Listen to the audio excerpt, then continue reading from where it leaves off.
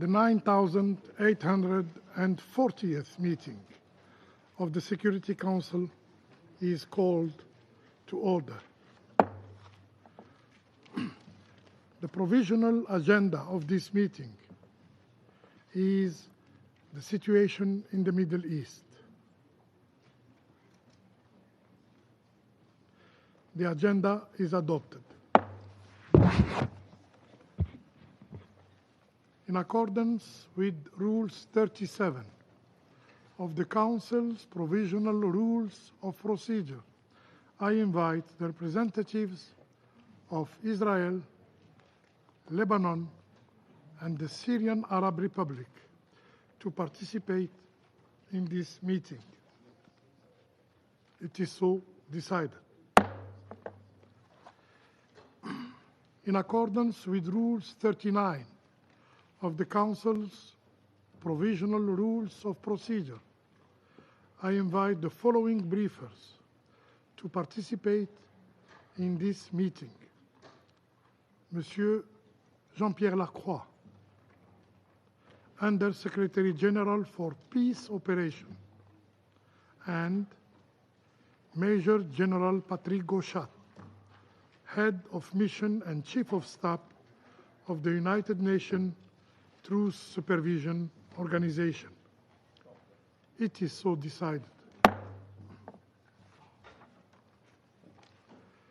Security Council will now begin its consideration of item 2 of the agenda.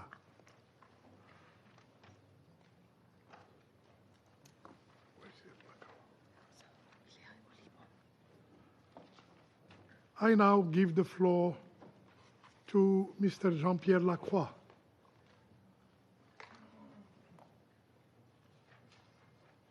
Mr. President and members of the Security Council, I thank you for the opportunity to brief on the situation with respect to UNIFIL. I will commence with that brief on UNIFIL, and after this briefing, I believe General Gauchat will brief on UNDOF. Mr. President, as I briefed you earlier this week, on the 13th of January, the cessation of hostilities between Lebanon and Israel, while fragile, continues to hold. During the ongoing visit to Lebanon of the United Nations Secretary General, I had the opportunity to visit the UNIFIL area of operation earlier today with the Secretary General, of course, and we saw firsthand the situation on the ground. We also met with the Lebanese Armed Forces and with the caretaker Prime Minister in Beirut. From what I observed and based on what our interlocutors shared, the Lebanese authorities are committed to upholding their commitments under the cessation of hostilities and Resolution 1701. And I reiterate, the United Nations, including, of course, UNIFIL, is absolutely committed to supporting the parties in this regard. The Lebanese Armed Forces have deployed to 93 locations south of the Litani River as of 15th of January, compared with an estimated 10 locations on 27 November. UNIFIL has supported the Lebanese army in its deployment to many of these locations. As part of a plan to deploy an additional 6,000 troops south of the Litani, the Lebanese Armed Forces have recently deployed 262 newly recruited personnel to the South Litani sector, while another 673 recruits are undergoing training, and an additional 600 individuals are undergoing pre-recruitment screening. I acknowledge the efforts of the Military Technical Committee with the participation of several true contributing countries, which is also supporting the Lebanese Armed Forces in its recruitment and deployment efforts. To facilitate closer coordination with the Lebanese Armed Forces, UNIFIL has stationed a liaison officer at the LAF South Litani sector headquarters. With additional capabilities in the south and the renewed commitment from the Lebanese Armed Forces to fulfill their obligation under Resolution 1701, we expect further improvement in the collaboration with UNIFIL moving forward. We are encouraged to hear that a plan for a sequence withdrawal of the IDF and deployment of the Lebanese Armed Forces was presented at the meeting of the cessation of hostilities mechanism on the 6th of January. With 10 days until the end of the stated 60-day period for the withdrawal of Israeli forces from Lebanon, However, Israeli demolition of tunnels, buildings, and agricultural land continue. Some airstrikes have also been reported, as have ongoing violations of Lebanese airspace. In addition, UNIFIL continues to detect trajectories of projectile fired from south to north of the blue line, although at a much lower level compared to before 27 November. UNIFIL has only detected 3 trajectories fired from north to south of the blue line since 27 November, and none since the 2nd of December. Noting that the Israel Defense Forces has stated that its actions are targeting Hezbollah assets and personnel, the continued presence of the Israeli Defense Forces in Lebanon is a violation of Resolution 1701. We urge the Israeli Defense Forces to withdraw from Lebanese territory, and certainly by the end of the period envisaged in the announcement of the cessation of hostilities. The last year has clearly demonstrated the significant presence of unauthorized armed personnel, assets and weapons related to Hezbollah and other non-state armed groups south of the Litani in blatant violation of Resolution 1701. Encouragingly, the Lebanese armed forces have shown increased resolve in dealing with these in recent weeks. The mission has itself located 116 caches of weapons and ammunition, including rocket-propelled grenade launchers, rockets, anti-tank mines, and rifles. It has also observed some potential tunnel and Hezbollah sites. In all these instances, UNIFIL has informed the Lebanese armed forces for their appropriate action. It is vital that the Lebanese authorities continue to actively fulfill their commitment under the Cessation of Hostilities Agreement and Resolution 1701. The Secretary General will, of course, underscore this message in his meetings with Lebanon's newly elected president, Speaker of Parliament, and designate Prime Minister in Beirut tomorrow. At the same time, UNIFIL is adjusting its posture and operational activities to support the cessation of hostilities in line with its mandate under Resolution 1701.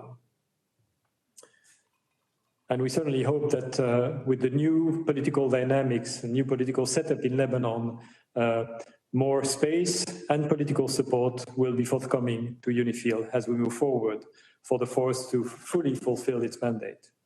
The mission is working with United Nations headquarters and troop contributing countries to deploy strengthened capacities in the areas of mine clearance, unexploded ordnance disposal, and engineering to clear roads and facilitate a return to full patrolling and monitoring functions across the area of operations. Meanwhile, UNIFIL is stepping up its operational activities in areas where the security situation allows. These include areas further north of the Blue Line in Sector West. UNIFIL is now conducting an average of 50 operational activities and 28 logistic activities per day, compared with just 16 a day in total before 27 November. And UNIFIL would further strengthen to utilize technology to enhance its monitoring capacities along the Blue Line and throughout its area of operation. The acceptance by the parties of the use of technology in this regard will be testament to their continued commitment to uphold the cessation of hostilities and take real steps towards the full implementation of Resolution 1701. Furthermore, UNIFIL is continuously developing and fine-tuning its public messages to address mis- and disinformation and to bolster public understanding of its mandated function as part of an increasingly robust strategic communication strategy.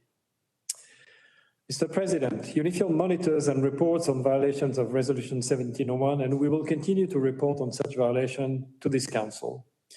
With respect to the mechanism chaired by the United States with the participation of France, we urge the parties to utilize this forum as a means to resolve outstanding issues through coordination rather than unilateral action.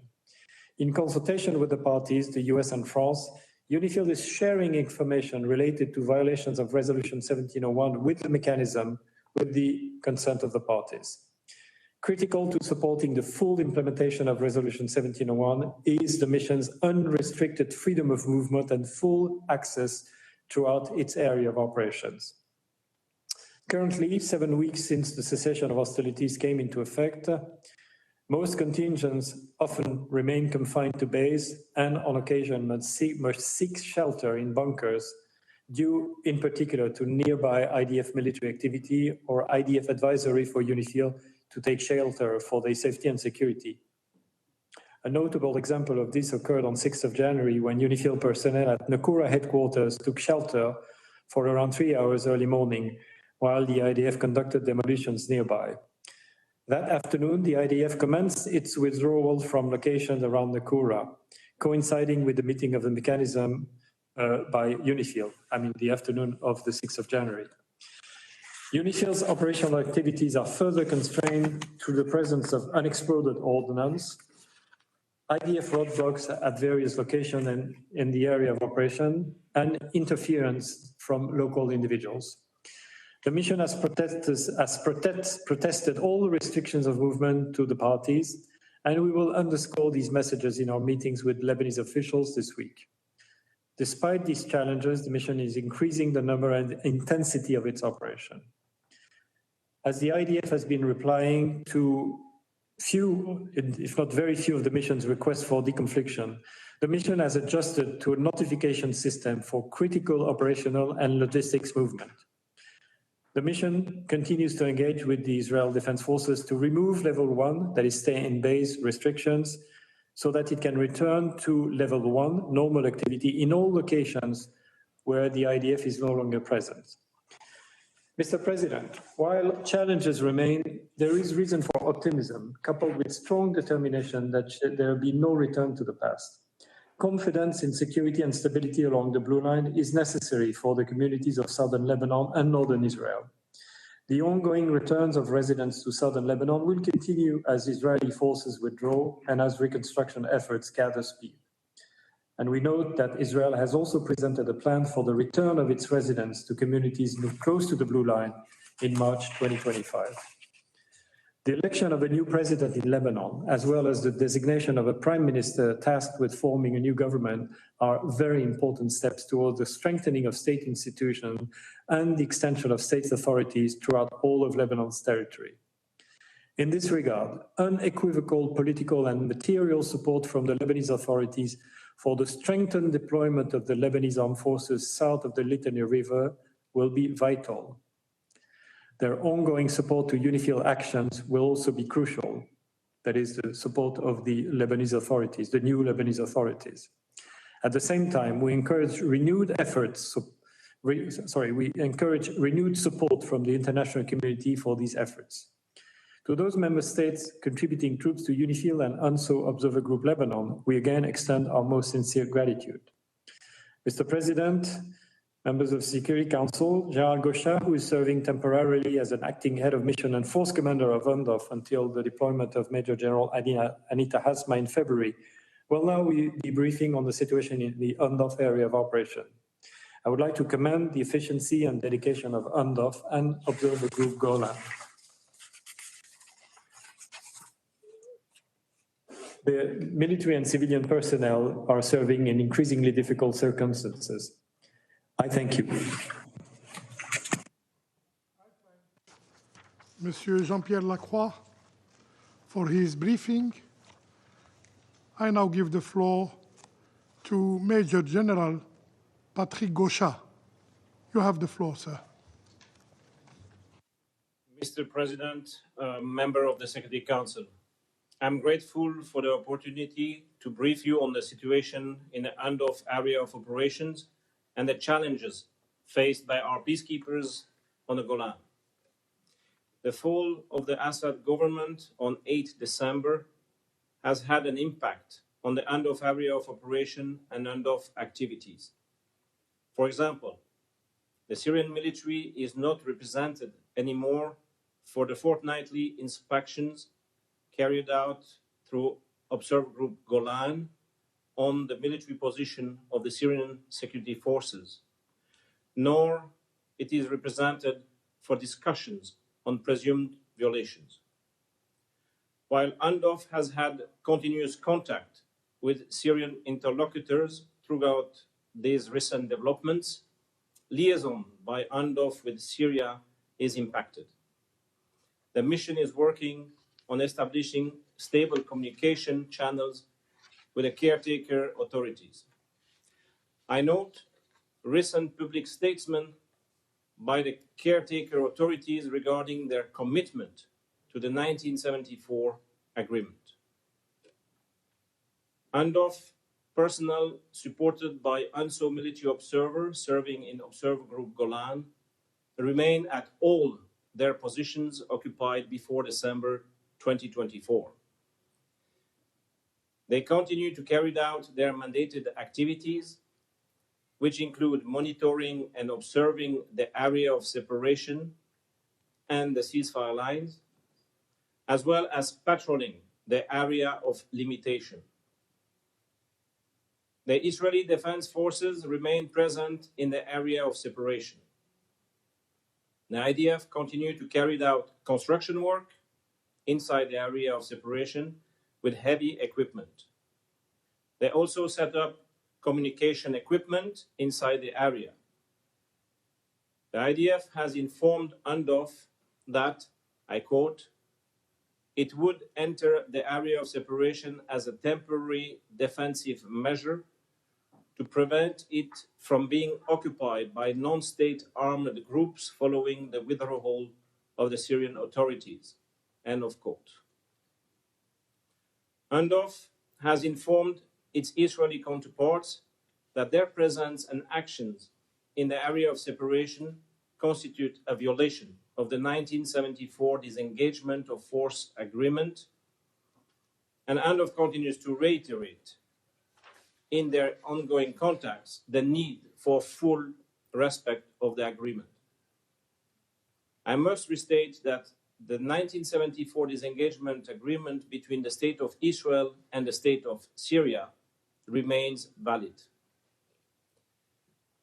The full operational movement of UN personnel in the area of separation, including patrolling and logistical movement, has been impacted by the IDF presence and roadblock in the area.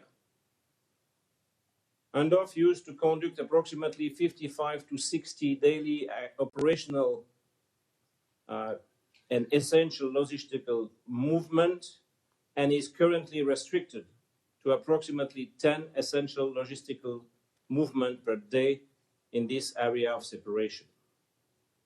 But at the same time, UNDOF and Observer Group Golan could adapt their operations in the area of limitation on the Bravo side and increased the number of patrols from 10 to 40 per week. Also, UNDOF could neutralize a few unexploded ordinances that were found in public areas on the Bravo side, which represented a danger for the population. Residents in the area of separation have reached out to UNDOF to appeal for its assistance, to ask the IDF to leave their village centers and lift roadblocks impacting their agricultural works.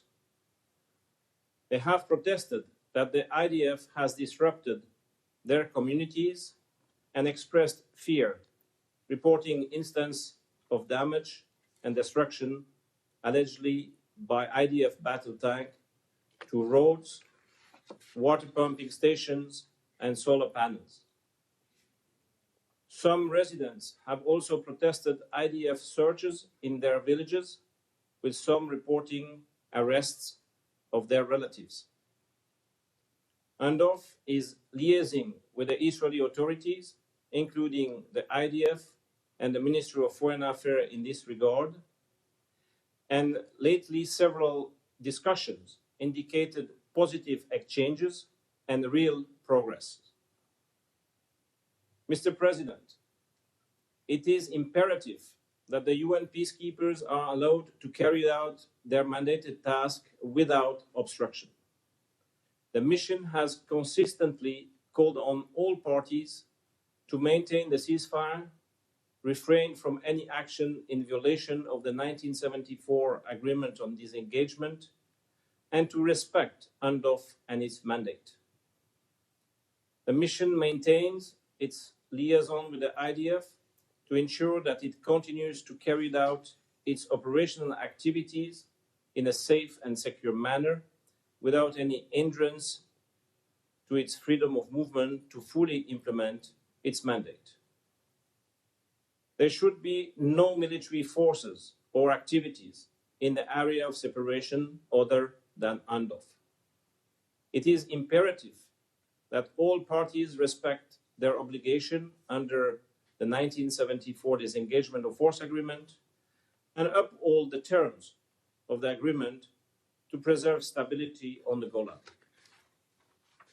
We count on the continued support of member states to ensure that UNDOF continues to have at its disposal all means and resources for effective and efficient level of operational activities.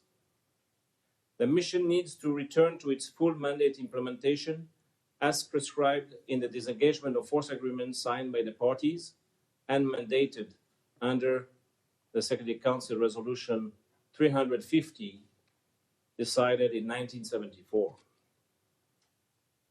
Mr. President, let me conclude by extending once again our heartfelt condolences to the family of Brigadier General Amitabh Jha, who passed away on 23rd December last year during his tour of duty as Deputy Force Commander of UNDOF.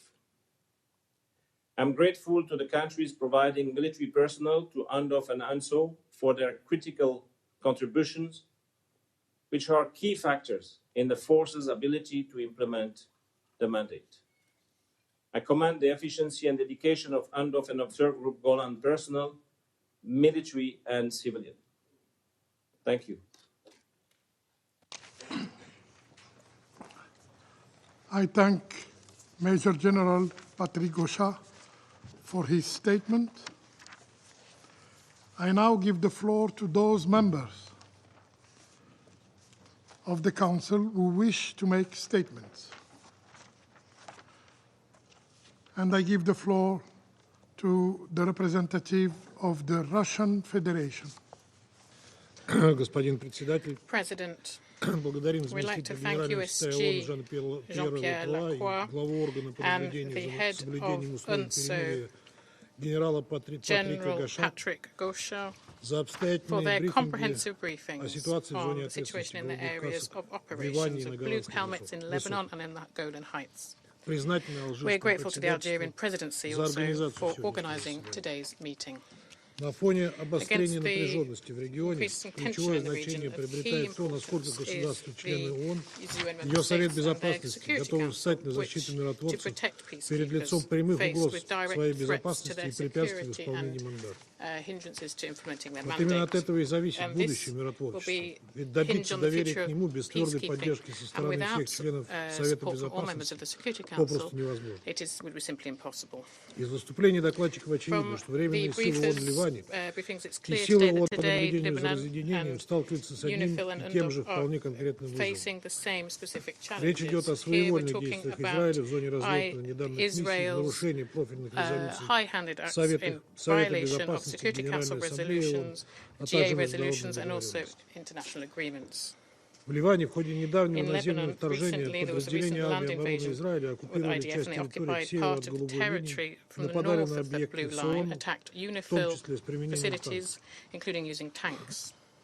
Израильское военно-политическое Israeli руководство в military разгар войны даже political требовало leadership in the убрать heat of war миротворческие силы из even Южного demanded Ливана that в peacekeepers withdraw нарушение from south of резолюции Lebanon in Совета violation of the 17.01 Security Council 27.49. Resolution 1701 and К чести 2749. миротворцев To они the не credit of дрогнули перед peacekeepers, they лицом did not прямых waver угроз against these, и не in face of отступили these ни на direct шаг. threats, and they did not concede a step. Убеждены, We are что такая convinced that твердая this позиция, strong поддержанная position, членами supported Совета by members of the Безопасности, Security Council and странами-поставщиками TCCs as well, контингентов и секретариатом Всемирной and the организации Secretariat of the UN, способствовало meant скорейшему that заключению the договоренности о agreement on the прекращении огня в Ливане ceasefire 26 facilities ноября. in Lebanon on the 26th of November was К сожалению, possible. в преддверии Unfortunately, истечения as we approach the 60-дневного срока соглашения по 60-day Ливану, о deadline of the чем agreement on Lebanon, сообщают сами and we hear ООНовцы, these from the UN многие itself, положения many документа provisions of the пока далеки document от are реализации. far from being По implemented. поступающей According to информации из information that we Западного have Иерусалима from поступали Western сигналы о Jerusalem, they have намерении sent a signal that they сохранить intend to контроль над preserve тремя control over стратегическими 3 высотами на strategic юге heights at the Ливана. south of Lebanon. Израиль Israel продолжает continues to нарушать violate воздушное the пространство, airspace, в том числе нанося including carrying произвольные out arbitrary авиаудары. airstrikes.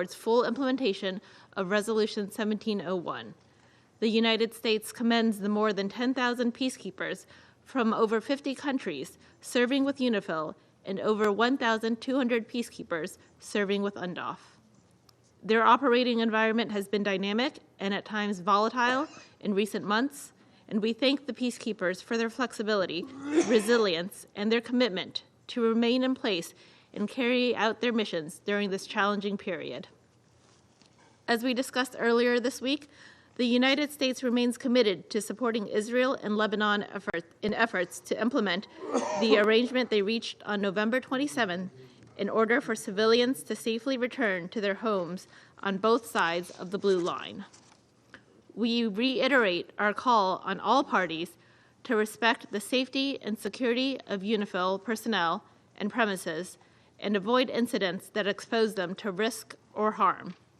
This is key to UNIFIL's ability to conduct patrols and provide this council with information regarding conduct inconsistent with UNSC Resolution 1701. The United States has consistently reaffirmed its support for Israel's ability to exercise its right of self-defense consistent with international law. It is critical that all groups be mindful of the need to establish stability in Syria. In that regard, we take note of comments by Hayat Tahrir Hashem that Syria should not pose a threat to any of its neighbors, and we hope to see further actions towards that end. We note with concern reports that a civilian was killed in an attack on the Bravo side of the area of limitation on January 15. To that end, we urge all parties in the area of limitation to fully use UNDOF's critical liaison function to avoid miscommunication, and we hope to see a reduction in clashes and the restoration of calm in the buffer zone. Ultimately, we want to see lasting stability between Israel and Syria and support all sides upholding the 1974 disengagement agreement, including on the terms of the buffer zone and the means for its enforcement. We reaffirm our support for the disengagement of forces agreement. Israel has made clear its intent to uphold the terms of the agreement as soon as conditions allow, and that its actions are temporary and limited to defend its borders. To that end, we hope to see a reduction in clashes and the restoration of calm in the buffer zone. We also state emphatically again that UN peacekeeping personnel and positions must never be the target of an attack. We condemn any deliberate attack against UN personnel and positions. The safety and security of peacekeeping personnel are of utmost importance. I thank you. I thank the representative of the United States for the statement.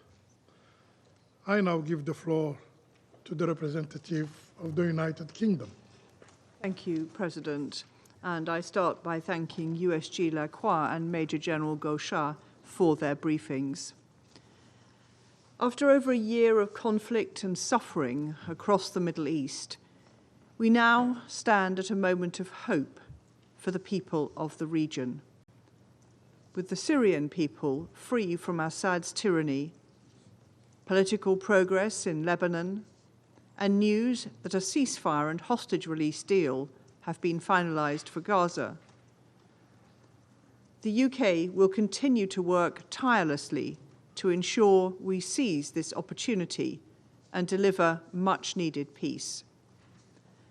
The past year has seen continuous and devastating violence across the Blue Line. We strongly believe that a ceasefire and lasting political solution are the only viable route to peace, stability, and security for the Lebanese and Israeli people. As we approach the end of the 60-day ceasefire period, every effort must be made to continue the progress and avoid a return to conflict.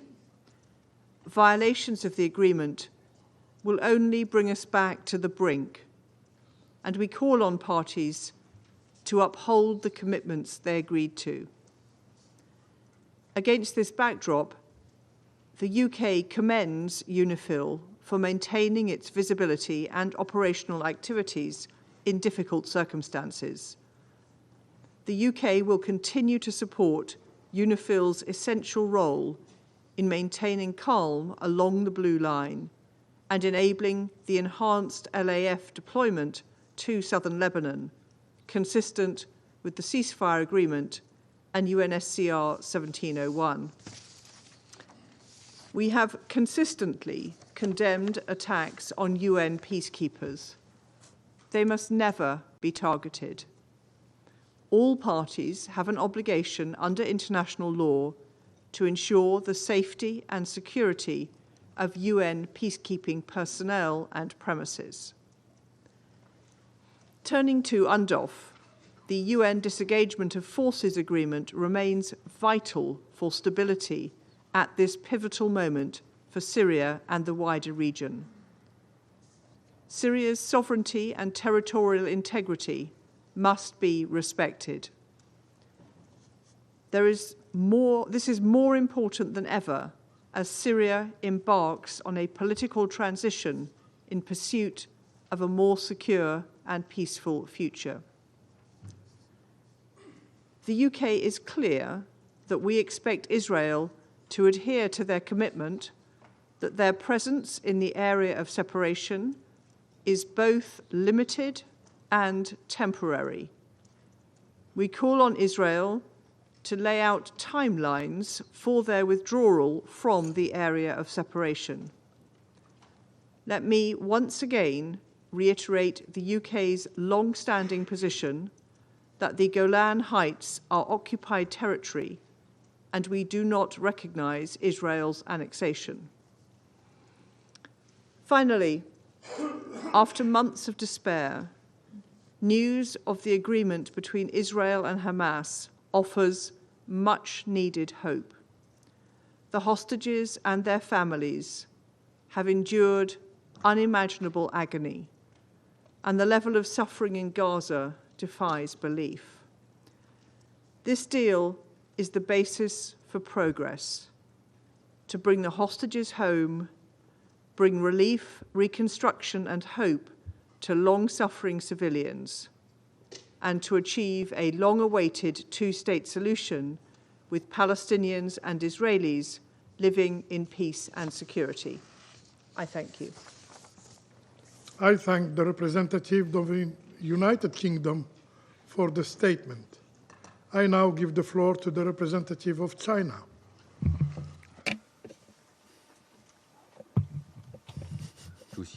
President, I thank USG Mr. Lacroix and Major General Gosha for their briefings. Lebanon and Syria have recently been rocked by turmoil, severely impacting and challenging the operations of UNIFIL and UNDOF. The international community should act in unity of purpose to support both missions' effective mandate implementation. I'd like to speak on the following 4 imperatives as regards this matter. First, respect for the mission's mandates. UNIFIL and UNDOF are Security Council mandated missions that are instrumental in keeping the situation on the ground generally stable in their respective areas of operations. Some time ago, UNIFIL's mandated operations met with interference and restrictions were imposed on UNDOF patrols. The country concerned has an obligation to lift without delay all restrictions as per Council resolutions to ensure the mission's freedom of movement. Second, protection of peacekeepers. Some time ago, the Israeli Defense Forces attacked UNIFIL's position and observation tower, and in doing so injured UNIFIL personnel. Forced entry by unauthorized individuals also happened to UNDOF's camp. I wish to reiterate that no UN mission may be targeted in military operations, and all deliberate attacks on peacekeepers constitute a gross violation of international law. The aforementioned acts must be investigated to establish accountability. China supports the Secretariat and the missions taking necessary steps to enhance their situational awareness, recon, surveillance, and information analysis capabilities so they can better respond to emergencies. Troop and police contributing countries should step up security training and capacity building for their peacekeepers.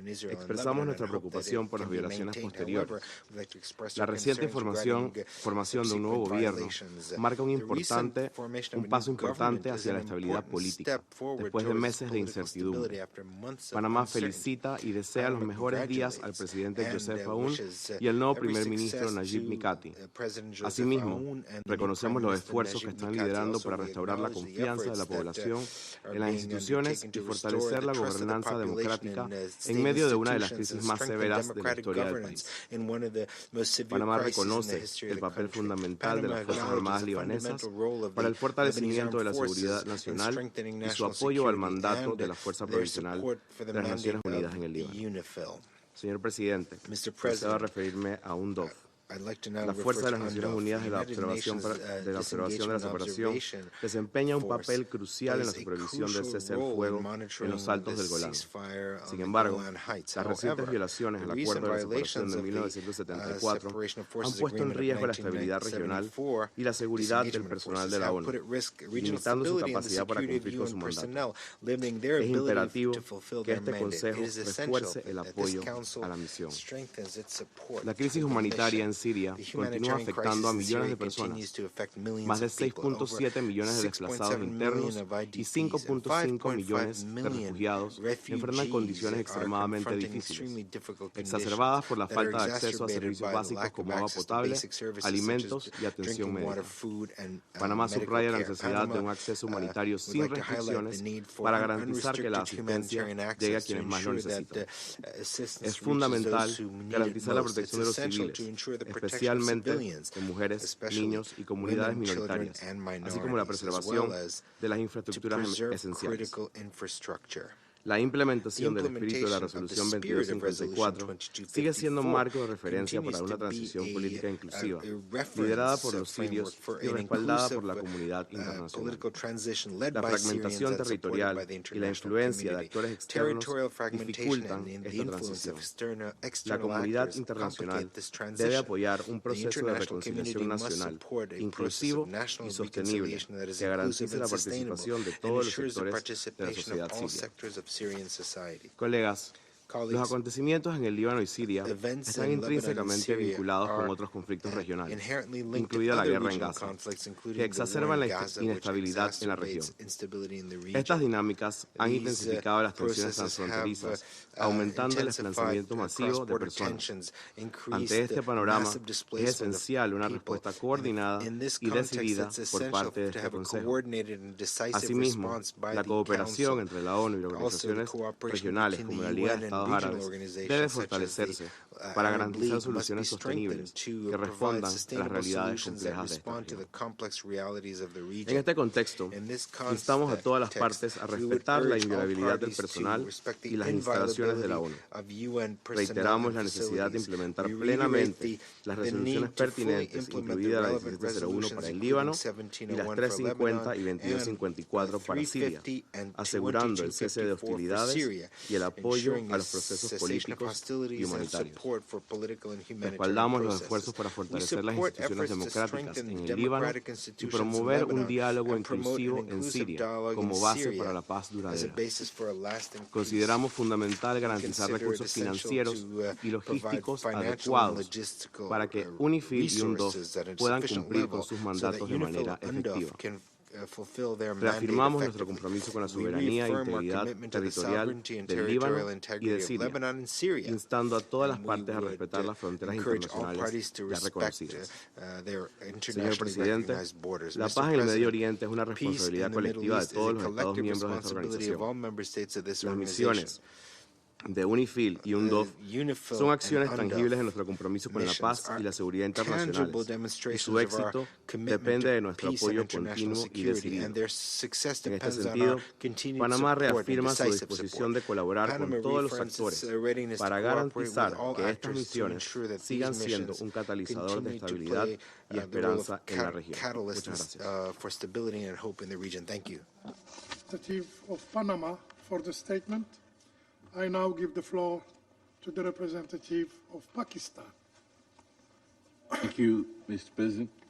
I would like to thank you, as well as the Russian Federation, for convening this important briefing. We thank Under-Secretary General Lacroix and Major General Gosha for their useful briefings. Mr. President, peacekeeping operations remain a cornerstone of the United Nations efforts to promote international peace and security.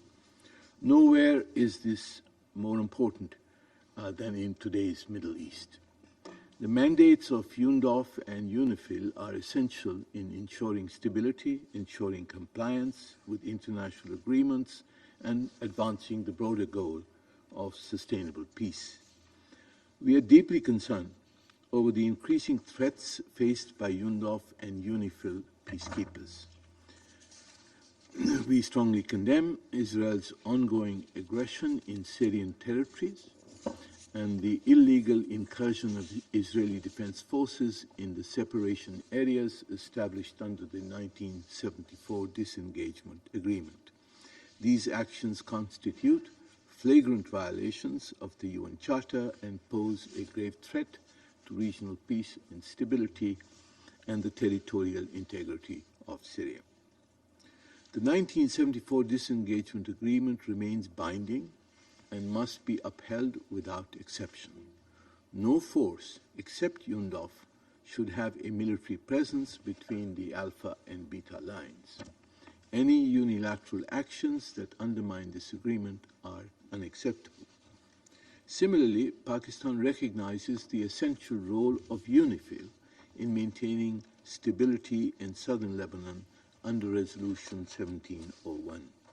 Pakistan welcomes the cessation of hostilities arrangement between Lebanon and Israel of November 26, 2024. We support the new Lebanese leadership in their commitment to fulfill this arrangement, but we are deeply alarmed by the continued violations of the arrangement by the IDF, including airspace violations, airstrikes, and restrictions on UNIFIL's freedom of movement. Israel must adhere to the 60-day timeline stipulated in the arrangement and complete its withdrawal from southern Lebanon.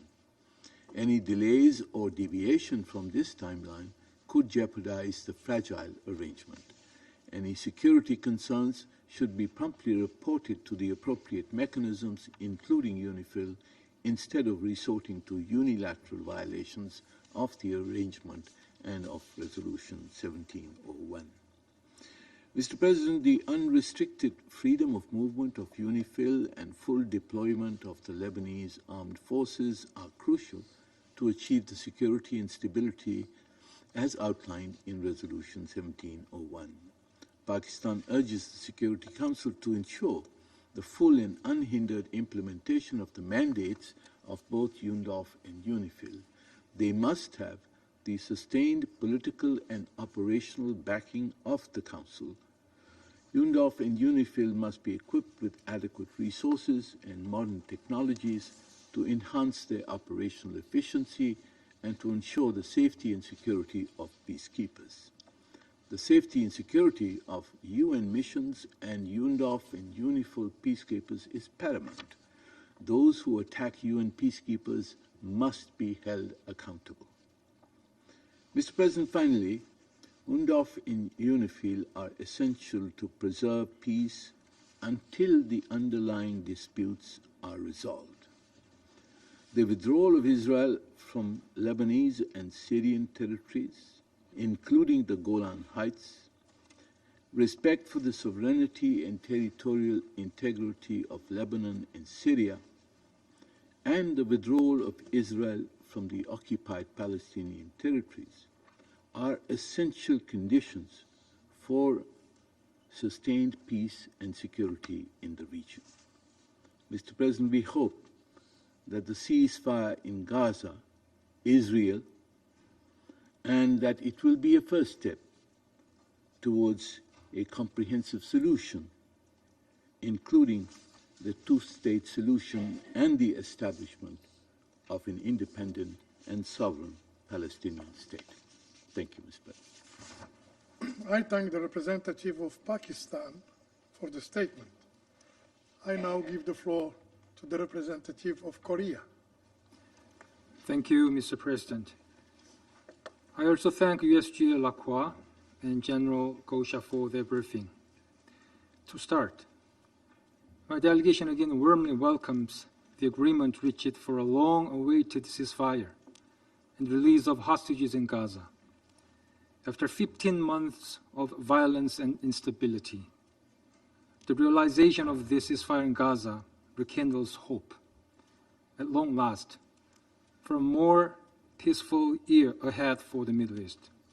Yet, behind this long-awaited milestone lie the sacrifices of peacekeepers in the region, who have endured deliberate attacks as they valiantly upheld peace.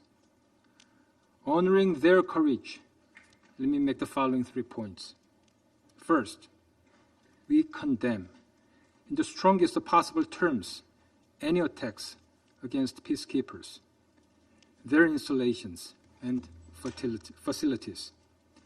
Since last October, the Security Council has constantly received disturbing reports of dozens of deliberate assaults against peacekeepers in the UNIFIL's area of operation. Never before have we witnessed such an escalation of targeted violence against the Blue Helmet. As a troop contributing country, we are deeply alarmed that this may set a dangerous precedent. Let us be clear. There is no conceivable justification for deliberately attacking UN peacekeepers or missions, which may constitute a war crimes. Such actions run counter to international law and betray the trust the member states place in the UN.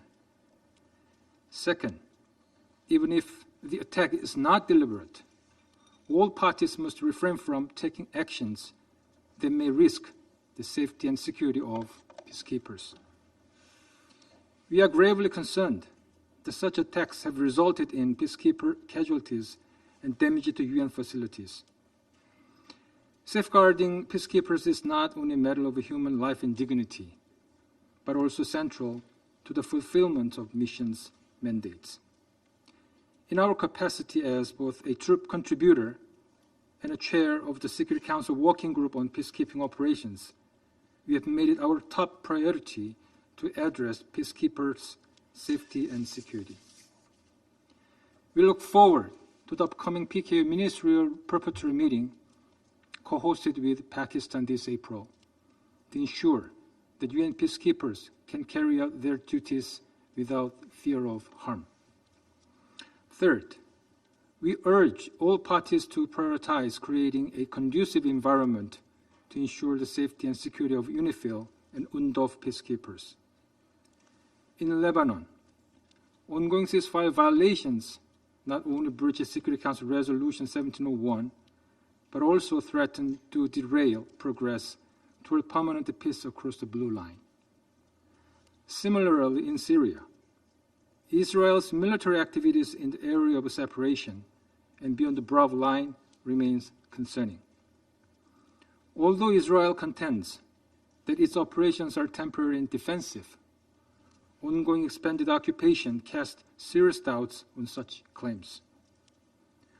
Also worrisome is that Syrian communities in and around the area of separation are reportedly expressing their deep anxiety and concern over Israel's presence, which may lead to heightened tensions and instability in and around the area of UNDOF operation. We urge Israel to abide by its commitment to the 1974 disengagement agreement. We also call on all regional parties to open a new era of coexistence. I thank you, Mr. President. I thank the representative of the Republic of Korea for the statement. I now give the floor to the representative of Sierra Leone. Thank you, Mr. President. Thank you for convening this meeting at the request of the Russian Federation. I further thank Under-Secretary General Jean-Pierre Lacroix and Major General Patrick Gauchat for the important briefings. Given the focus of the meeting, Sierra Leone at the outset expresses its condolences to the United Nations, the Republic of India, and the bereaved family on the passing of the late Brigadier General Amita Jha, Deputy Force Commander of the United Nations Disengagement Observer Force in December last year. Sierra Leone commends the efforts of UNDOF and the United Nations Interim Force in Lebanon in carrying out their vital mandates in perilous conditions amidst escalating challenges in the Middle East. These missions remain essential to maintaining stability and preventing further escalation of tensions in their respective areas of operation in the Syrian Golan and in southern Lebanon. Sierra Leone views the cycle of violence and instability and uncertainty as a result of the recent political upheaval and military activities in Syria and Lebanon with grave concern, especially as it relates to the operations of UNDOF and UNIFIL. The situation in the Syrian Golan is one of continuous attacks on peacekeepers' position, leading to injuries in violation of the disengagement of forces agreement and undermining the operations of UNDOF to maintain peace in the Syrian Golan. UNDOF continues to play a crucial role in monitoring the ceasefire between Israel and Syria in the Golan Heights. However, we are deeply concerned about the increasing challenges faced by peacekeepers, including restrictions on their freedom of movement, heightened security risk, and the ongoing presence of IDF soldiers and other unauthorized actors within the area of separation. These obstacles not only hinder UNDOF's ability to carry out its mandate effectively, but also risk undermining the fragile calm in the region. We call on all parties to respect the 1974 disengagement agreement and provide full cooperation to ensure UNDOF's safety and operational effectiveness. Additionally, actions by both parties resulting in the use of heavy construction equipment and materials other than the designated separation features are grossly unacceptable and undermine the ceasefire. These physical structures have potentially restricted UNDOF's area of influence in terms of carrying out patrols and responding to other emergencies. So I don't commend the effort of UNDOF and the cooperation of other parties in facilitating the safe return of individuals from both sides and administration of medical services to the wounded in the spirit of upholding human dignity despite the prevailing security situation. These actions demonstrate enduring political and military cooperation to build trust and promote relationships between parties to the conflict. Mr. President, similarly in Lebanon, UNIFIL faces an increasingly precarious operating environment compounded by heightened tensions along the Blue Line and acts of hostility that jeopardizes peacekeepers' safety. The mission's ability to carry out its mandate under Security Council Resolution 1701 is further hampered by restricted access and misinformation, which threaten to erode trust with local communities. We urge all parties to fully respect UNIFIL's mandate, refrain from provocative actions, and work towards the full implementation of Resolution 1701 to ensure stability in southern Lebanon. Furthermore, it is concerning to note that on 4th January 2025, UNIFIL observed an IDF bulldozer destroying a blue barrel marking the line of withdrawal between Lebanon and Israel in Laboneh, as well as an observation tower belonging to the Lebanese Armed Forces immediately beside the UNIFIL position there. We have the view that the IDF's deliberate and direct destruction of both clearly marked identifiable UNIFIL property and infrastructure belonging to the Lebanese Armed Forces is a flagrant violation of Resolution 1701 and international law. We therefore call on all actors to avoid any action, including the destruction of civilian property and infrastructure, that could jeopardize the cessation of hostilities commitments. Notwithstanding these violations, we note that the Israel Defense Forces have commenced its withdrawal from areas around Nakora. We also note that even though the IDF is still present elsewhere in the UNIFIL area of operations, the preparations for its phased withdrawal, in parallel with the increased deployment of the Lebanese Armed Forces to southern Lebanon, is continuing. We commend UNIFIL for supporting the redeployment of Lebanese forces to positions in Nakora and Al-Asher before Israeli forces withdraw. It is our hope that the UN peacekeepers in southern Lebanon will continue to liaise and coordinate with both parties to deconflict and support the full implementation of Security Council Resolution 1701. We take note of the emergence of a new government in Lebanon and the caretaker government in Syria, and we believe that this development could have significant positive implications for the safety and security of UNIFIL and UNDOF peacekeepers, as well as the effective implementation of their mandate. Additionally, the cessation of hostilities and related commitment on a non-security arrangement and towards the implementation of UNSCR 1701 between Israel and Lebanon is a welcome development and offers hope that the conflict in southern Lebanon can be resolved, and which in turn would facilitate the effective implementation of the mandate of UNIFIL. In this vein, we positively note the statement by the chairman of the Cessation of Hostilities Implementation Mechanism on 15th January 2025 that the Lebanese Armed Forces, and I quote, checkpoint and patrol operate effectively throughout southwest Lebanon, and the soldiers are dedicated to their mission as Lebanon's sole security guarantors.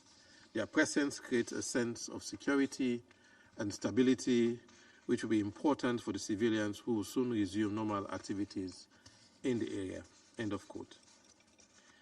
UNIFIL and UNDOF are vital to preserve regional stability. We call on all stakeholders to uphold their commitment, provide unimpeded access to peacekeepers, and prioritize constructive dialogue to address underlying intentions. In this regard, this Council should not only prioritize actions that guarantee the safety of peacekeepers, but also facilitate the effective implementation of the mandates of the respective missions. Let us reaffirm our collective responsibility to support these missions, including through a visit to Lebanon, and ensure their safety, effectiveness, and ability to contribute to long-term peace in the region. In closing, Mr. President, we state our regret that in the conflicts in the Middle East and elsewhere, we note the disturbing disregard for international law, compliance, and application. This includes the prohibition of attacks against peacekeepers. Regrettably, the seeds of impunity, which has been sowed over time, are now gaining roots through the entrenched, selective, and inconsistent application of international law, and sustained covert and overt acts to undermine accountability mechanisms. The issue of accountability for crimes against peacekeepers has, and from the outset, been related to their safety and security, and therefore must be prioritized by this Council. We therefore recall Security Council Resolution 2589, in which this Council called for a renewed focus on measures to bring to justice the perpetrators of all acts of violence against UN peacekeepers and personnel serving in peacekeeping operations. The Special Court for Sierra Leone was the first to convict for attacks against UN peacekeepers. We therefore condemn all acts of violence against UN personnel serving in peacekeeping operations. We urge for full respect for international law, applicable international obligations, as well as status of forces agreement and status of missions agreement between the United Nations and host state. I thank you. The representative of Sierra Leone, and I now give the floor to the representative of Slovenia. Thank you, Mr. President. I wish to thank USG Lacroix and Major General Gosha for their briefings. Mr. President, this week has been marked by an important breakthrough. Filled with hope, we welcome the ceasefire agreement between Israel and Hamas in Gaza, and we call for the full implementation of the agreement. After more than a year of suffering, this is a crucial step to pave the way for peace for Israelis and Palestinians, as well as for the people in the region. While witnessing changes in the region that give us hope, it is important to note that peace is fragile if commitments are not upheld. This is the moment for actors in the region to deliver on the promises made and agreements reached, whether recent or decades old. It is the moment for actors in the region to respect sovereignty and territorial integrity and to show restraint to prevent any further escalation. Mr. President, Slovenia underlines its strong support to the work of UNIFIL, UNDOF, and UNTSO.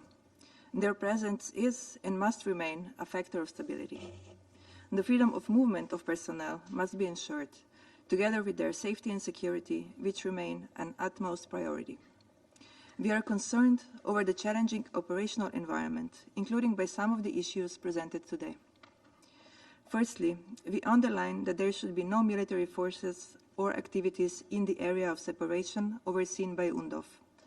All parties must uphold the terms of the 1974 Disengagement of Forces Agreement, maintain the ceasefire, and preserve stability on the Golan.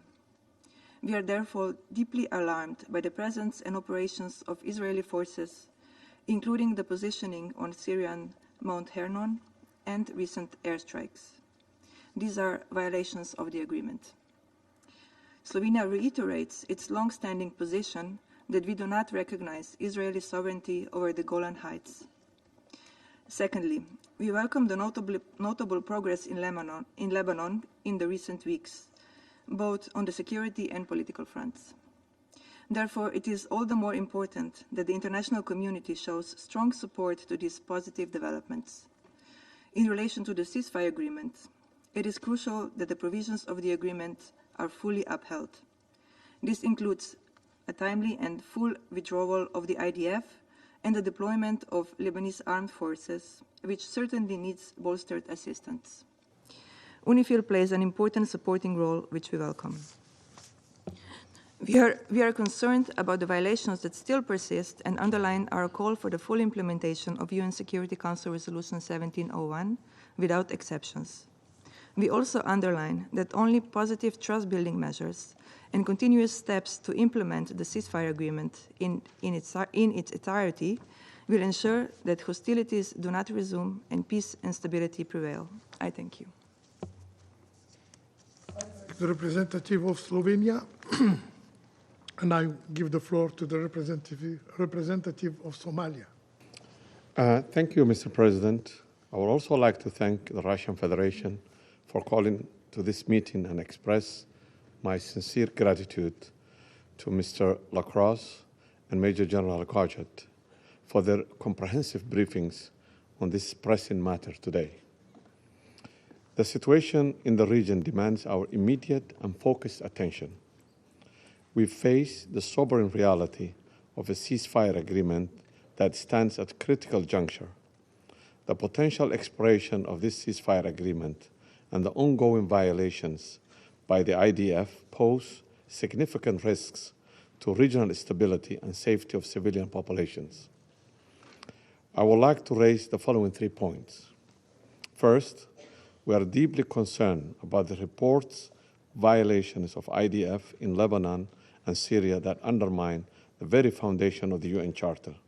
This breaches ceasefire agreement in Lebanon and the 1974 disengagement agreement not only jeopardize fragile peace, but also threaten to spark a broader regional conflict. Each violation erodes the trust that is essential for a sustainable peace. We underscore the enduring significance of 1974 disengagement agreement. This foundational accord has served a crucial framework for stability in the region for nearly 5 decades. Additionally, Resolution 1701 remains a cornerstone of our approach to peace and security in the region, and its full implementation, along with other relevant Security Council resolutions, is imperative. We join the call for all parties to honor the obligations under these agreements and UN Security Council resolutions without exception or delay. Second, UNIFIL and UNDOF's role remain critical. Let me emphasize in the strongest terms possible, the safety and security of UN personnel must remain inviolable. I take this opportunity to pay tribute to their sacrifice and dedication in increasingly dangerous conditions. Their freedom of movement and their unembedded access to fulfill their mandates and responsibilities must be facilitated. Third, my delegation reaffirms its unwavering commitment to the sovereign and territorial integrity of both Lebanon and Syria. These principles are fundamental to the international law and regional stability. Any actions that compromise these sovereign rights, as well as ongoing political process, must be addressed promptly and decisively. In conclusion, as we move forward, we must strengthen our collective resolve to support UNDOF and UNIFIL in their crucial missions. Their presence serves as a vital mechanism for stability and conflict prevention. We reiterate our call upon all parties to facilitate their operations and respect their mandate. The enforcement of the ceasefire agreement, which expires in less than 2 weeks, is very critical. The complete and timely withdrawal of Israeli forces from Lebanon and Syrian territories must proceed in accordance with international law. The path to lasting peace requires unwavering commitment from all stakeholders. We must work together to prevent any escalation of tensions and create conditions conducive to dialogue and reconciliation and the success of a political process in Lebanon and Syria. We remain committed in that regard. I thank you. I thank the representative of Somalia. I now give the floor to the representative of Greece. Thank you, Mr. President. I would like to express my gratitude to the Under-Secretary General for Peace Operations, Mr. Jean-Pierre Lacroix, and the Head of Mission of ANTSO, Major General Patrick Gauchat, for their valuable contributions to the issue at hand. Mr. President, in a world trapped in the vortex of regional tensions and increasing instability, peacekeeping missions often operate in areas where simply there is no peace to keep. They carry out the mandated task in a dangerous environment. They try their best to make a real difference in places where sometimes reality is beyond comprehension. Yet the ongoing tensions in the wider region of the Middle East have not left the blue helmets untouched. A deeply regretful fact if we take into account the loyalty, devotion and commitment of the peacekeepers in the restoration of peace and security both in Lebanon and Syria.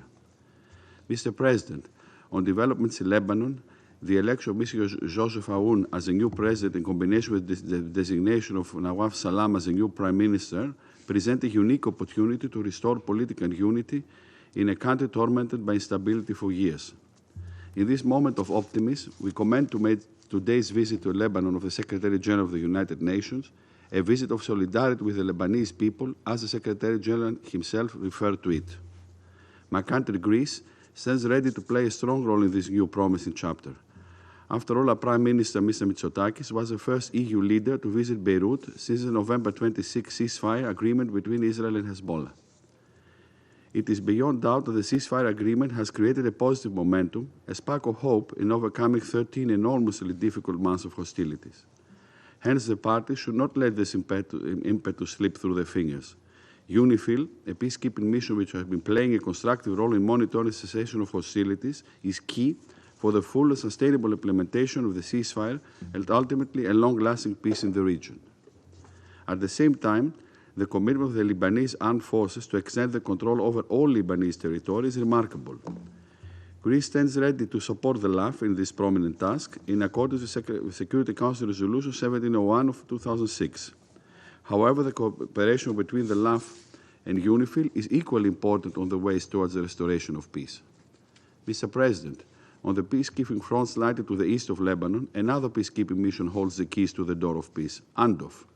In this case, the Blue Helmets have been trying to help both Syria and Israel to close the chapter of conflict for years, while maintaining the ceasefire and supervising the implementation of a disengagement agreement. At this point, it is worth mentioning that similar to the current positive dynamics in Lebanon, another important challenge is the achievement of an inclusive political transition in Syria. In this regard, Greece supports the unity, independence, territorial integrity and sovereignty of Syria and the creation of conditions for an inclusive political transition, ensuring the protection of human rights and of members of religious and ethnic minorities. Meanwhile, Greece expresses its full support to ANDOF and calls on all parties to respect the 1974 disengagement agreement. There is no question that in the wake of this momentum of developments in both countries, UNIFIL and ANDOF constitute a collective investment in regional peace, security and stability, an investment worth protecting, given that the peacekeepers remain steadily committed to the protection of civilians, even at the risk of their own lives. In this vein, Greece is deeply concerned over the targeting of UNIFIL and ANDOF in the last few months. In concluding, Mr. President, in line with its principles, Greece calls on all parties to refrain from any actions putting the Blue Helmets in danger. After all, when push comes to the shove, the peacekeeping missions represent a pillar of stability, unity and peace in a region lured in repeated sequences of instability, division and discord for decades. Even though the success is never guaranteed, they can achieve what others cannot, and they can deal with conflicts which others cannot or will not address. I thank you. I thank the representative of Greece for the statement. I now give the floor to the representative of France. Monsieur le Président,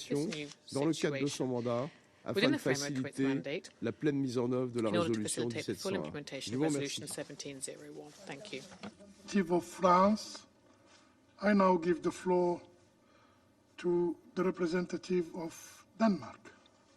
Thank you, Mr. President, and thank you to USG Lacroix and Major General Gauchat for your briefings. The Middle East stands on the cusp of monumental change.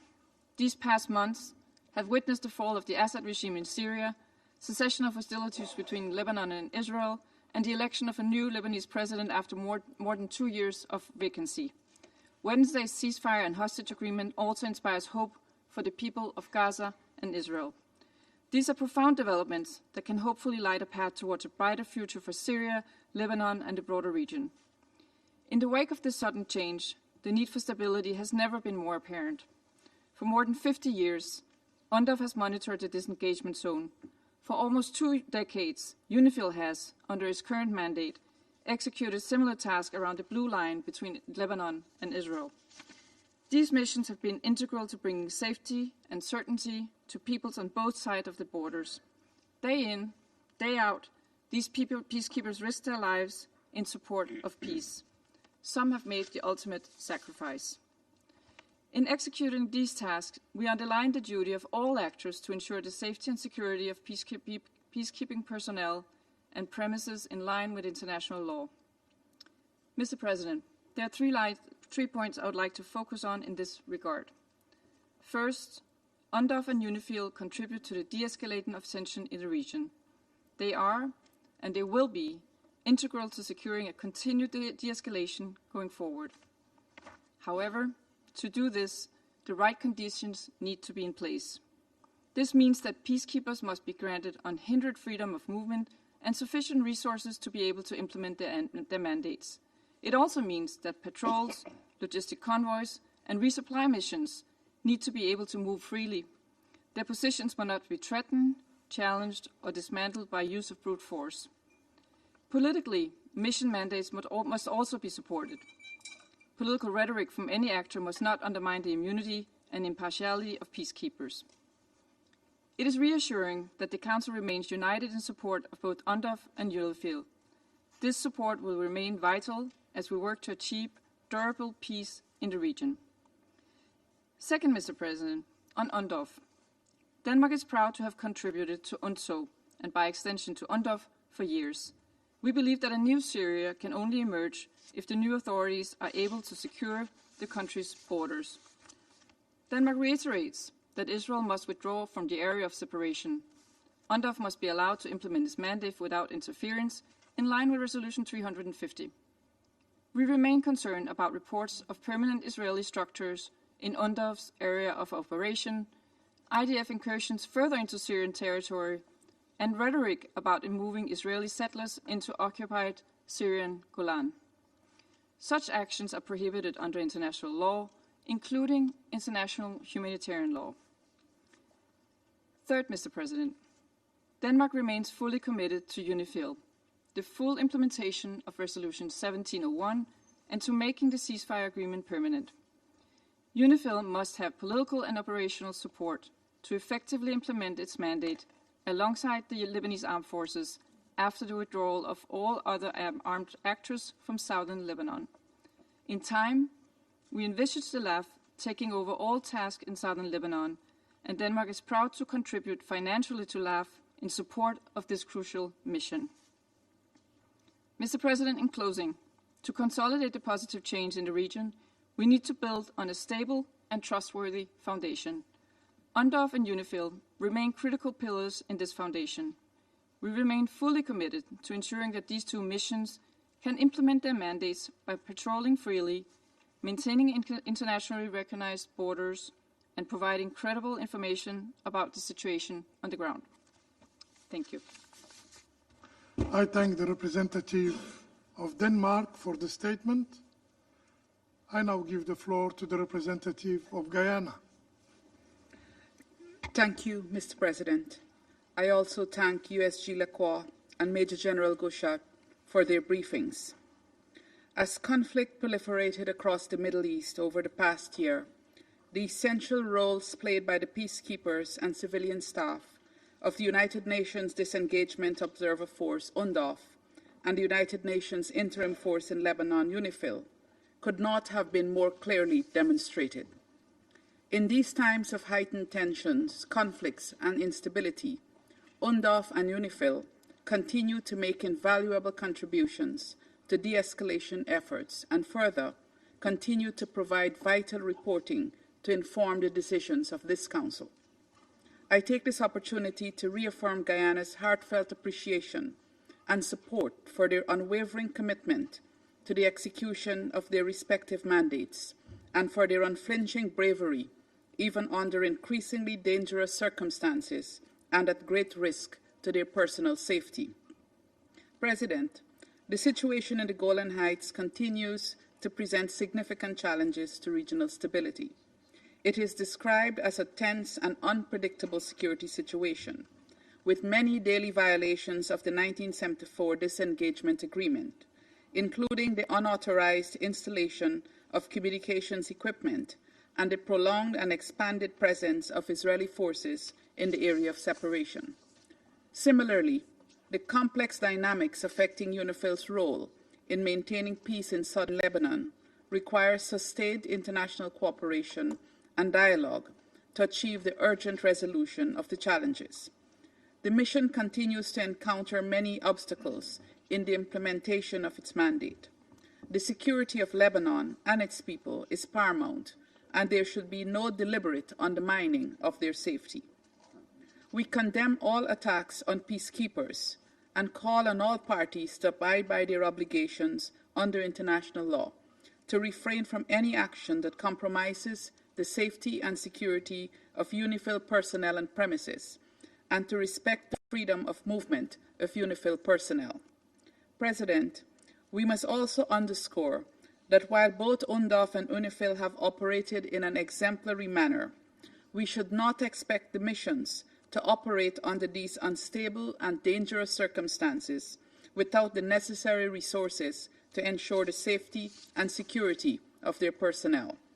Guyana therefore urges this Council to provide robust support to the missions, both through the provision of the requisite resources and political backing to fulfill their important roles. The Council must also work to bring enduring peace to the region. Guyana remains deeply concerned about Israel's actions in both southern Lebanon and in the occupied Syrian Golan Heights, and its incursions into other areas of Syria. The many reported incidents of violations of the ceasefire agreement by the IDF, as well as the slow pace of the withdrawal of the IDF from southern Lebanon, puts at great risk the opportunity to achieve a sustained cessation of hostilities. Guyana reiterates its call for full respect for the provisions of the 1974 agreement on disengagement and for the parties to meet their obligations under the ceasefire agreement and Resolution 1701.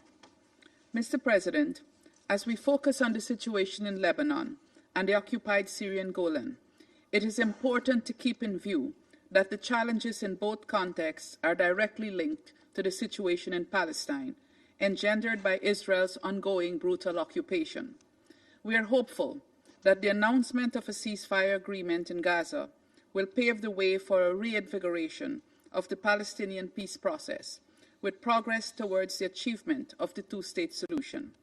This is critical for the people of Palestine and for the stability and peace of the entire Middle East, including Israel. We also note with optimism the significant progress made in Lebanon with the election of a president and a prime minister. This Council and other partners must support the government and people of Lebanon at this critical juncture as they work to set the country on a path of stability and prosperity. President, Guyana is steadfast in our commitment to the hard work that it will take to achieve peace across the Middle East region. We will continue to advocate for a stable, united, and prosperous future for the peoples of both Lebanon and Syria. Again, to the brave and dedicated peacekeepers and civilian staff of UNDOF and UNIFIL, our gratitude cannot be overstated. I thank you. I thank the representative of Guyana for the statement. I shall now make a statement in my capacity as the representative of Algeria.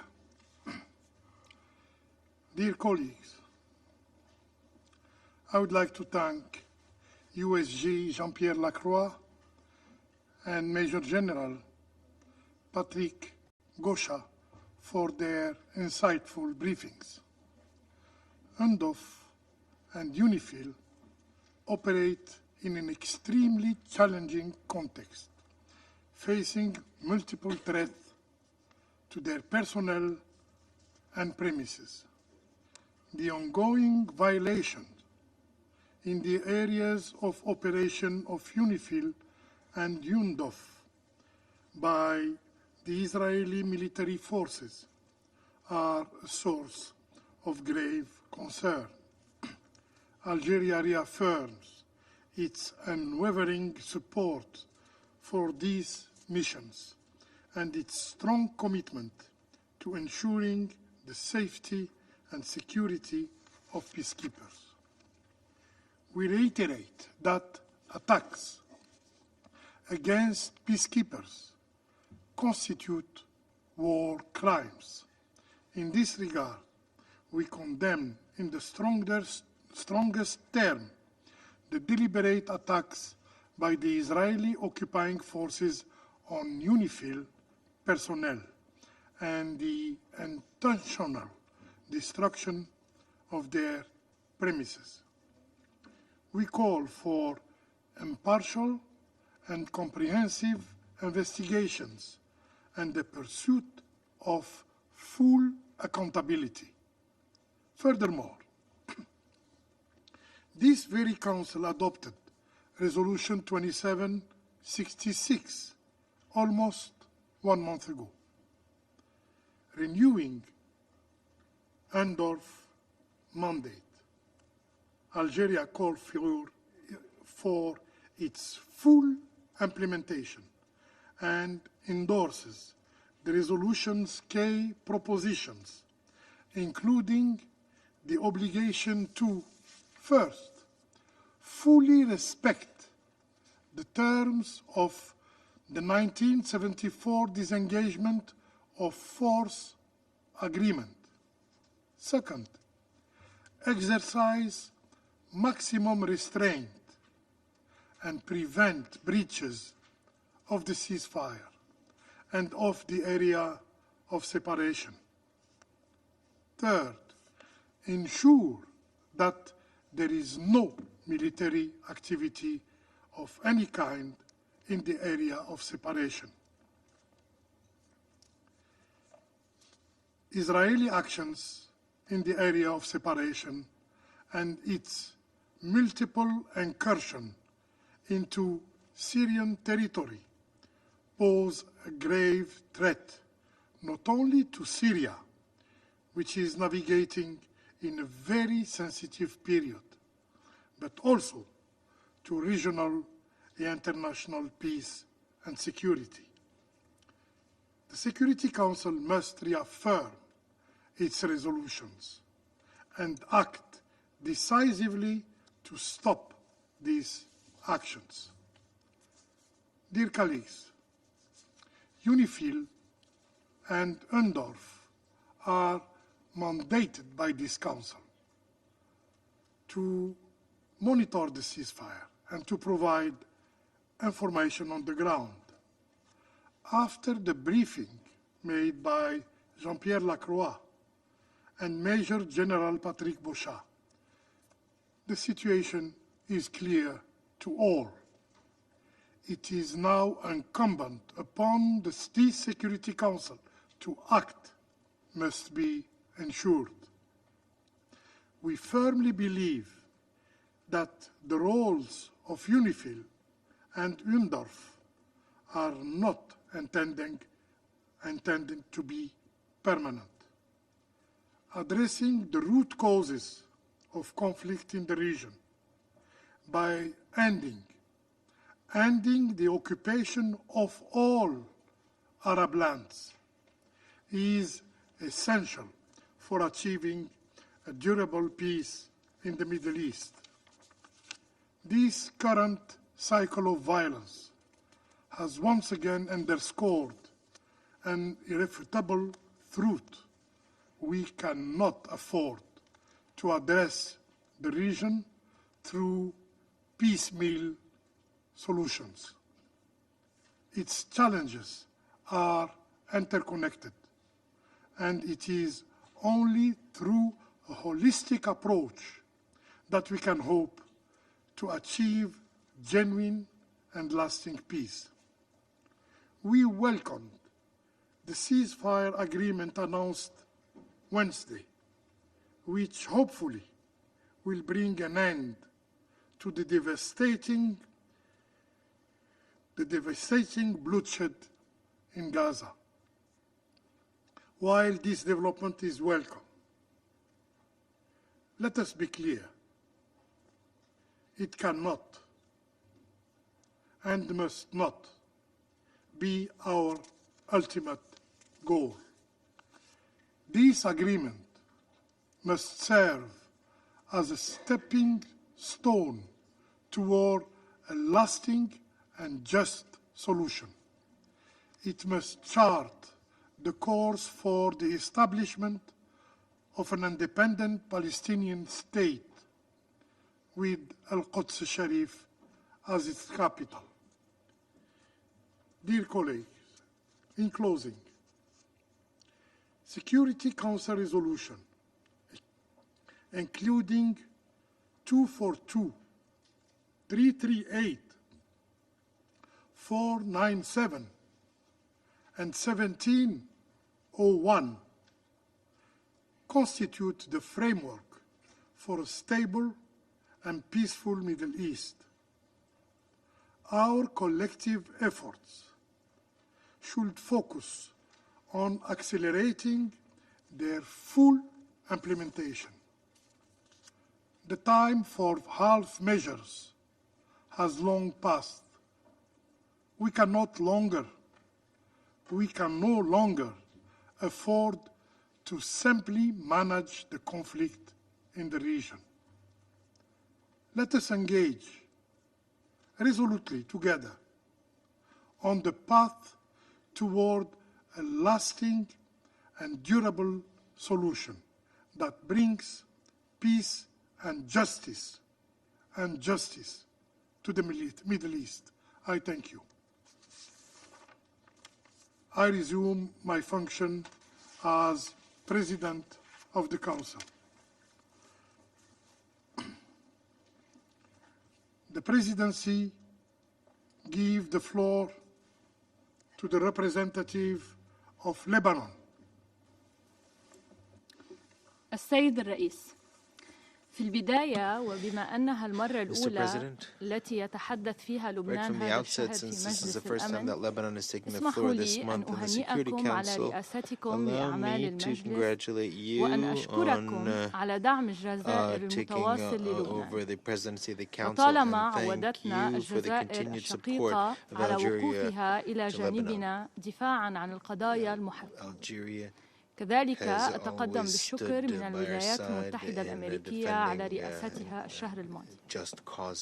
أشكر أيضاً روسيا على طلب عقد هذه الجلسة، كما ومقدمي الإحاطات وكيل الأمين العام لعمليات حفظ السلام السيد جان بيير لاكروا المتواجد حالياً في لبنان مع الأمين العام للأمم المتحدة السيد أنطونيو غوتيريش. وأنتهز هذه المناسبة للإعراب عن امتنان لبنان لهذه الزيارة الأممية التضامنية، كما أشكر اللواء باتريك غوشا. السيد الرئيس، نلتقي مطلع العام مع بزوغ فجر جديد على لبنان بانتخاب فخامة رئيس الجمهورية العماد جوزيف عون وتسمية القاضي نواف سلام لتأليف الحكومة. وقد أعطى هذا الاستحقاق الدستوري أملا للبنانيين وخاصة للشابات والشباب بأن لبنان سينهض من جديد وبأن الغد بالتأكيد أفضل. وقد أكد فخامة الرئيس في خطاب القسم بصفته القائد الأعلى للقوات المسلحة ورئيس المجلس الأعلى للدفاع على حق الدولة في احتكار حمل السلاح. دولة تستثمر في جيشها لضبط الحدود وتثبيتها ومنع التهريب ومحاربة الإرهاب والحفاظ على وحدة الأراضي اللبنانية وتطبيق القرارات الدولية واحترام اتفاق الهدنة ومنع الاعتداءات الإسرائيلية على الأراضي اللبنانية. السيد الرئيس، يجدد لبنان التزامه وتمسكه بإعلان وقف الأعمال العدائية والالتزامات ذات الصلة بترتيبات الأمن المعززة تجاه تنفيذ قرار مجلس الأمن 1701. وقد اتخذ خطوات عملية تنفيذا له، وتستكمل وحدات الجيش الانتشار في رأس الناقورة وصور وبلدات في القطاع الغربي بعد انسحاب إسرائيل منها، وتعمل على تعزيز التمركز وتأمين النقاط المهمة بالتنسيق مع قوة الأمم المتحدة في لبنان اليونيفيل واللجنة الخماسية للإشراف على إعلان وقف الأعمال العدائية. وفي هذا السياق تستمر الوحدات المختصة في إجراء المسح الهندسي بهدف إزالة الذخائر غير المنفجرة وفتح الطرقات وإزالة الركام. كذلك التحقت الدفعة الأولى من الجنود المتمرنين في الجيش ضمن إطار المرحلة الأولى من خطة تعزيز الوحدات العسكرية المنتشرة في الجنوب التي تتضمن تطويع 6000 عنصر بهدف تطبيق القرار 1701 بكافة مندرجاته. وقد باشر المتطوعون متابعة الدورات التدريبية في القطع المختصة ليصار إلى توزيعهم على الوحدات. السيد الرئيس، في وقت أثبت لبنان التزامه بإعلان وقف الأعمال العدائية ما فتئت إسرائيل تخلقه وبشكل متواصل، حيث بلغ عدد الاعتداءات الإسرائيلية على لبنان بين 27 تشرين الثاني و22 كانون الأول 2024 أكثر من 816 اعتداء بري وجوي. كما أقدمت إسرائيل في أكثر من مرة على تدمير البراميل التي تعلم الخط الأزرق، وآخرها في 4 كانون الثاني 2025. وقد قامت بالتاريخ نفسه بجرف برج مراقبة تابع للجيش اللبناني بجوار موقع لليونيفيل بانتهاك صارخ للقرار 17. وتستمر إسرائيل في قصف القرى الحدودية اللبنانية وتفخيخ المنازل وتدمير الأحياء السكنية وقطع الطرقات في محاولة لعرقلة عودة النازحين اللبنانيين إلى ديارهم، مما يعطل بشكل مباشر عملية إعادة العودة. يحذر لبنان من أن هذه الخروقات والاعتداءات المتكررة على سيادته تمثل تهديدا خطيرا للجهود الدولية الرامية إلى تحقيق الأمن والاستقرار في المنطقة، وتقوض مساعي التهدئة وعودة الهدوء إلى الحدود. ويدعو لبنان مجلسكم الكريم لا سيما الدول الراعية للأعلام إلى اتخاذ موقف حازم وواضح إزاء الانتهاكات والخروقات الإسرائيلية المتكررة، وإلزام إسرائيل باحترام التزاماتها بموجب إعلان وقف الأعمال العدائية والقرارات الدولية ذاتها.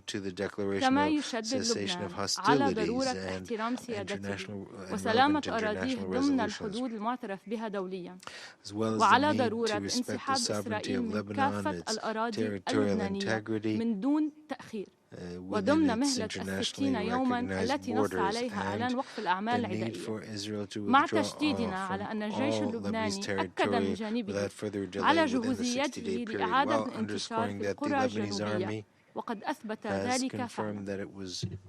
وقد شدد الأمين العام السيد غوتيريش اليوم من مقر اليونيفيل في الناقورة على أن استمرار احتلال القوات الإسرائيلية في منطقة عمليات اليونيفيل وتنفيذ عمليات عسكرية داخل الأراضي اللبنانية يشكلان انتهاكا للقرار 1701 وخطرا مستمرا على سلامة وأمن عناصر اليونيفيل، ويجب أن يتوقف. السيد الرئيس، يعيد لبنان الإعراب عن امتنانه للدور الحيوي الذي لعبته الولايات المتحدة الأمريكية وفرنسا في رعاية إعلان وقف الأعمال العدائية، ويقدر جهود الأمم المتحدة ومجلس الأمن من خلال قوات اليونيفيل في دعم تنفيذ القرار 1701. كما يجدد لبنان شكره لقوات اليونيفيل ويشدد على ضرورة احترام حرمة مواقعها وعناصرها.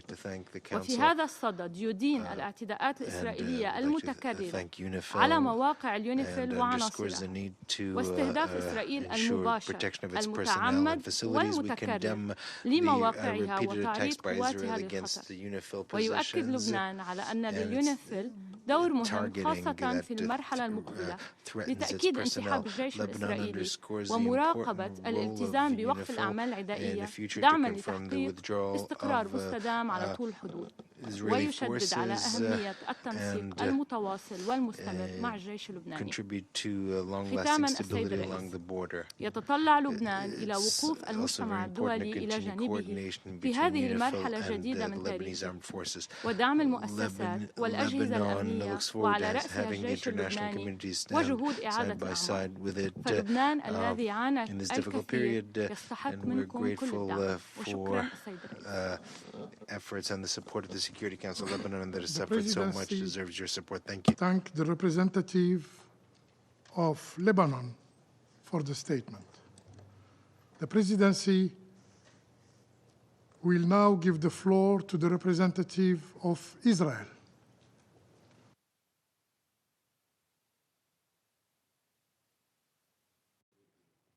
Microphone, please.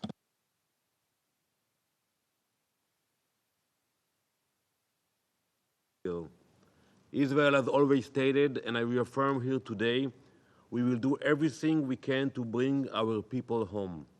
This unwavering commitment to our citizens remains at the heart of all that we do. Mr. President, for years, Israel has warned of the growing threats in our region, warnings about Hezbollah's buildup in southern Lebanon, and violations of the 1974 disengagement of forces agreement in Syria. For years, these warnings were dismissed. Today, we meet with some hope for progress. We must reflect on those ignored warnings and the heavy price they caused. Israel has consistently acted to protect its people and ensure stability, and will remain steadfast in this commitment. These letters, Mr. President, contain the evidence, the countless, hundreds of letters we wrote, warnings and detailed reports that Israel submitted about Hezbollah's buildup in southern Lebanon, as well as violations of the disengagement agreement in the area of separation with Syria. These letters are proof that we told you this would happen. These papers should have been calls to action, but instead they were ignored, left to gather dust. Only when Israel was forced to act did this council find its voice.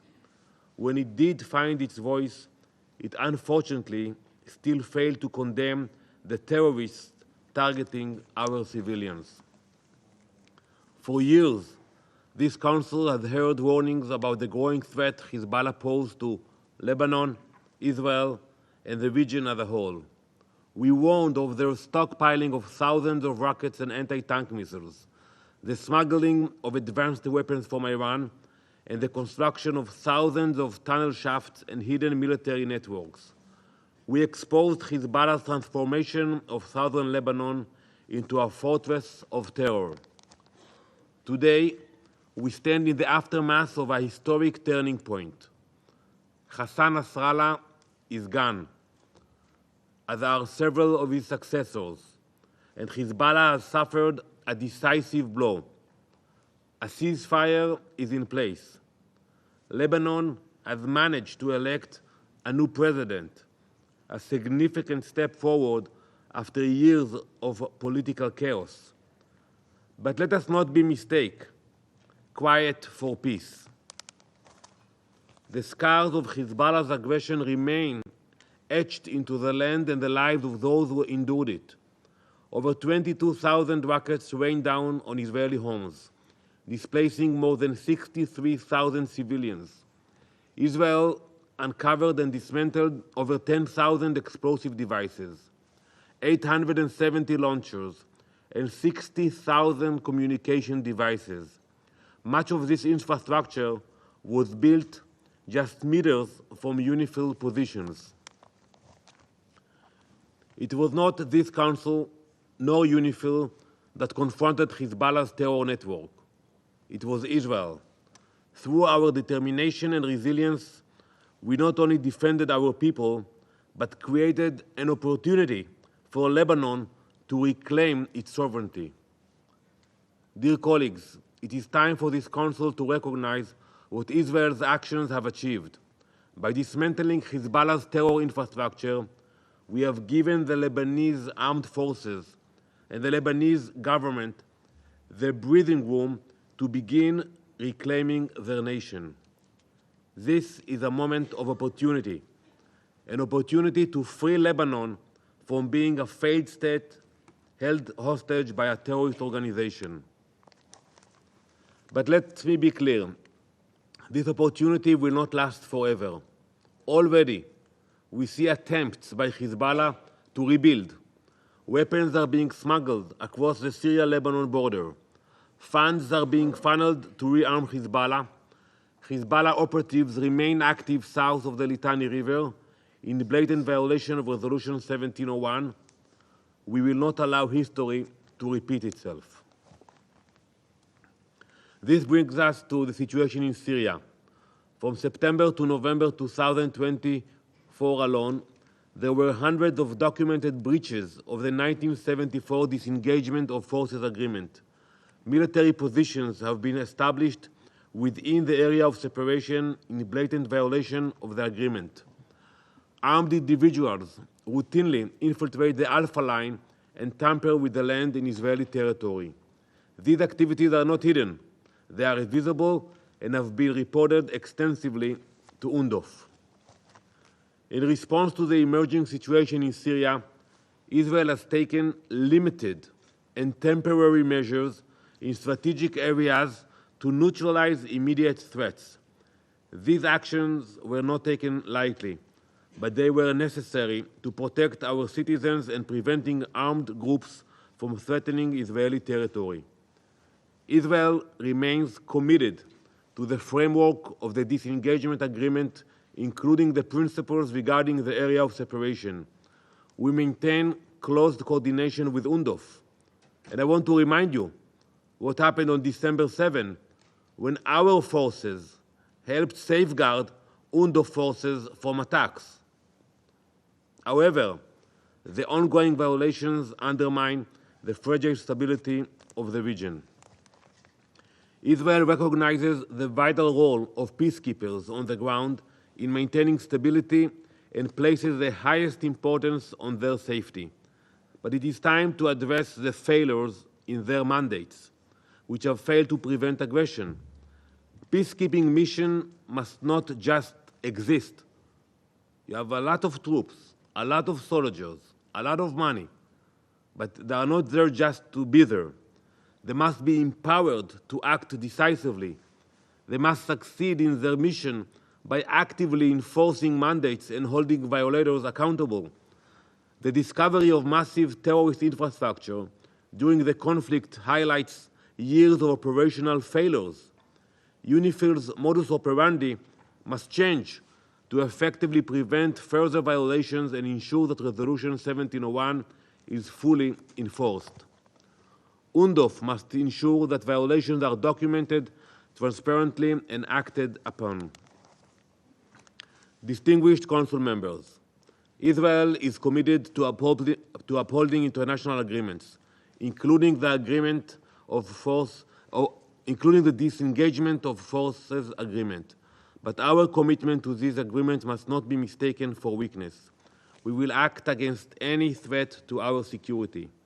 Israel will not allow security threats to take root on its borders, as Hamas and Hezbollah did. The international community must take concrete steps to prevent weapons smuggling and Hezbollah's military rebuilding efforts.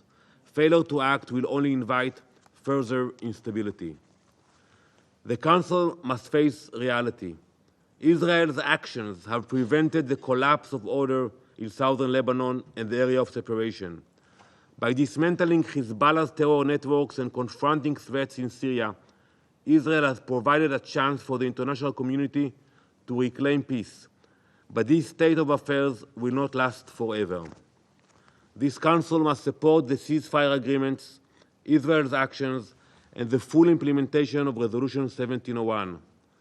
To Lebanon's representative, I'm saying here, Israel has given you a chance to rebuild. Seize the moment, the opportunity to reclaim your sovereignty and secure a future free from terror. And to Lebanon's people, I'm saying Lebanon belongs to you, not to Iran. This is your moment to take back your country and move towards a brighter future. Dear colleagues, Israel has done its part. We are committed to the ceasefire understanding and the US-led mechanism, having submitted hundreds of reports of violations, including 168 major ones. However, the LAF's progress remains slow and must accelerate. If Hezbollah attempts to rebuild, Israel will act decisively. UNIFIL and UNDOF must learn from their past failures and ensure their mandates are robustly implemented. Mr. President, to conclude, the choice before this Council is clear. Will you stand by as Hezbollah regroups, as terror networks rebuild, and as history threatens to repeat itself? Or will you act to ensure that Lebanon's future is one of peace and stability? Israel has shown what is possible when action replaces silence. The Council must follow that example. Thank you, Mr. President. The Presidency thanks the representative of Israel for the statement. The Presidency will now give the floor to the representative of the Syrian Arab Republic. شكرا سيد الرئيس. Thank you, Mr. توجه President. بالشكر لوكيل الأمين العام لعمليات حفظ السلام السيد جان بيير لاكروا على إحاطته ونجدد له الإعراب عن دعمنا لجهوده وإدارته في النهوض بالولاية المناطق the mission's mandate. We also welcome Major General Patrick Gosha, the head and acting chief of staff of the UNSO. We thank him for his briefing and we express our condolences to the UNDOF and the family of Mr. Amitab Jah. Mr. President, Syria stresses the important role of UNDOF and UNSO. وهيئة الأمم المتحدة لمراقبة الهدنة الأونسو وتجدد الإعراب عن التزامها بمواصلة دعم هاتين البعثتين وتقديم التسهيلات اللازمة لهما لتنفيذ ولايتيهما بالشكل المطلوب وضمان أمن وسلامة عناصرهما. في هذا الإطار نشيد بجهود قائد الأندوف المنتهية ولايته الفريق نرمال ثابا ونرحب بتعيين اللواء أنيتا أسما على رأس القوة. إن بلاد سوريا تشدد على ضرورة عودة الأندوف بشكل فوري وغير مشروط إلى أماكن انتشارها وتمكينها من النهوض برعايتها بالشكل المطلوب ومواصلة مهامها في رصد وتوثيق الاعتداءات والخروقات الإسرائيلية المستمرة لاتفاق فض الاشتباك لعام 1974 سواء ما يتعلق منها بالغارات الإسرائيلية المتكررة على المناطق والبنى التحتية المدنية والخدمية والعسكرية السورية أو بالتوغلات الإسرائيلية المستمرة منذ الثامن من شهر كانون الأول ديسمبر الماضي في مساحات واسعة من جبل الشيخ ومحافظة قنيطرة والمناطق المحيطة بهما وصولا إلى محافظتي درعا وريف دمشق. إن تلك الممارسات الإسرائيلية هي كلها أعمال عدوانية موجهة ضد سيادة سوريا ووحدة وسلامة أراضيها وأمن شعبها وتمثل انتهاكات للقانون الدولي وميثاق الأمم المتحدة وقرارات مجلس الأمن ذات الصلة وفي مقدمتها القرارات 242 و497 والقرارات المتعلقة بالجولان السوري المحتل التي اعتمدتها الجمعية العامة الشهر الماضي. السيد الرئيس، لقد تجاوزت قوات الاحتلال الإسرائيلي خط وقف إطلاق النار ومنطقة الفصل والتحديد بعشرات الكيلومترات واعتدت على المواطنين السوريين في المناطق التي دخلتها وصادرت منازلهم وهجرت أعدادا كبيرة منهم ودمرت بنى تحتية مدنية وهي ممارسات عدوانية غير مقبولة ولا يمكن تبريرها أيا كانت الذرائع التي تسوقها سلطات الاحتلال وهي تستوجب الإدانة من قبل مجلس الأمن والتحرك العاجل لإنهائها. في هذا السياق ترفض بلادي جملة وتفصيلا التصريحات الصادرة عن رئيس حكومة كيان الاحتلال الإسرائيلي والتي زعم فيها أن اتفاق فض الاشتباك لعام 1974 قد انهار وتؤيد سوريا ما جاء في رد قيادة الأوندوف على ذلك التصريح بأن اتفاق فض الاشتباك لا يزال ساري المفعول بغض النظر عن التغيرات في أنظمة وحكومات الأطراف وهو ما تكفله القواعد المستقرة في القانون الدولي والأعراف الدولية. وتؤكد سوريا استعدادها لاتخاذ كل الإجراءات اللازمة لضمان مواصلة تطبيق الاتفاق.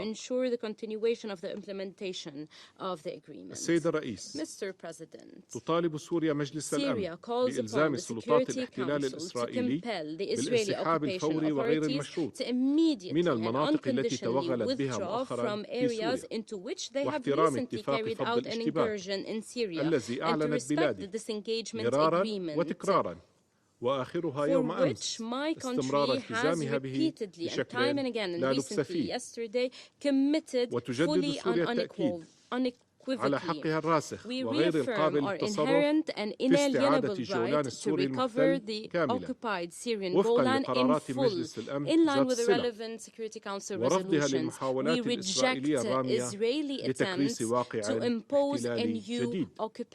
وهي تشكر الدول الأعضاء التي عبرت خلال هذه الجلسة عن مواقف داعمة للموقف السوري.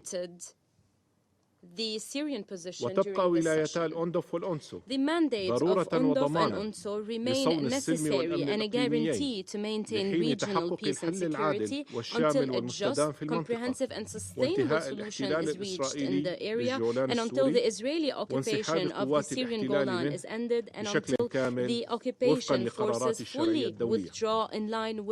ختاما السيد الرئيس، تهنئ بلادي لبنان الشقيق بانتخاب العماد جوزيف رئيسا للجمهورية وتسمية القاضي نواف سلام رئيسا لمجلس الوزراء، ونتمنى للبنان وشعبه وقيادته كل الخير والرفاه والاستقرار. شكرا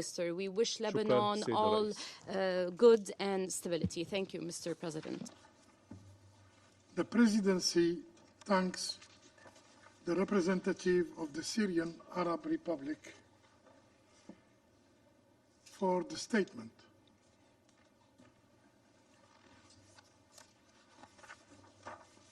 The presidency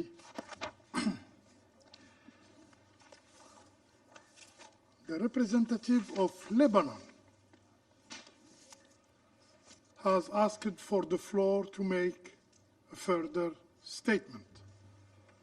The presidency gives them the floor. Thank you, Mr. President. I'll be very brief. If Israel is concerned about the future of Lebanon and its people, it should start first by 1, respecting its sovereignty and territorial integrity, 2, respecting and implementing 1701 and the arrangement of cessation of hostilities, 3, ceasing its violation against my country, 4, immediately withdraw from all our occupied land. I thank you, Mr. President. The presidency thanks the representative of Lebanon for the statement.